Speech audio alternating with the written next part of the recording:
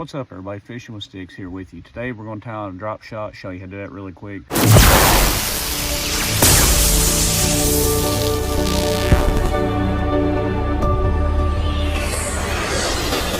All that we're going to need is a hook. This is I think this is 2/0, and this is actual drop shot sinker. You don't have to have that, you can use anything, because any weight. But I tend to actually tie these on. They're supposed to just slip on, but I tie them on. We're going to take our line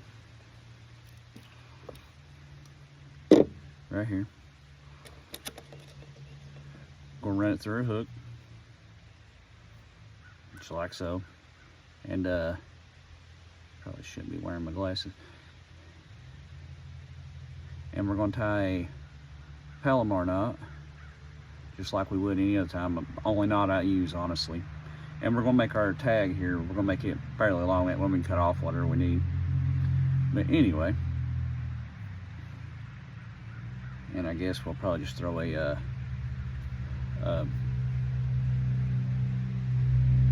trick worm on. All right, anyway, got our line ran through twice. Run it through the eye of the hook and back. Then we just take your loop right here on the end, run it around like you're tying a regular knot, back through. If I can hang on to it. Now we'll run it through the eye, or over the sharp end of the hook, just like so. And we're just gonna pull this sucker tight. And I'm using really thick line. I was hoping it would help y'all be able to see it better. About too thick for what we're using. It's catfish line. But anyway, let's pull that nice and tight like so. That's all you gotta do right there. Just tie your typical Palomar knot, and right here's our long tag. All right, now the trick to this is take your tag in your line here, run it back through the front, the sharp end right here, run it through that end of the eye, just like so.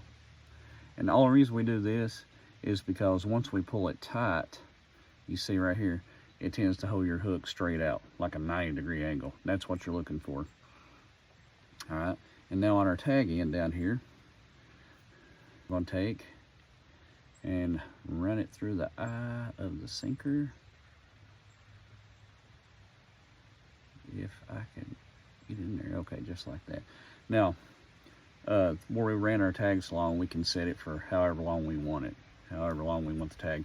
Let's do about 6 inches, be fine. All right.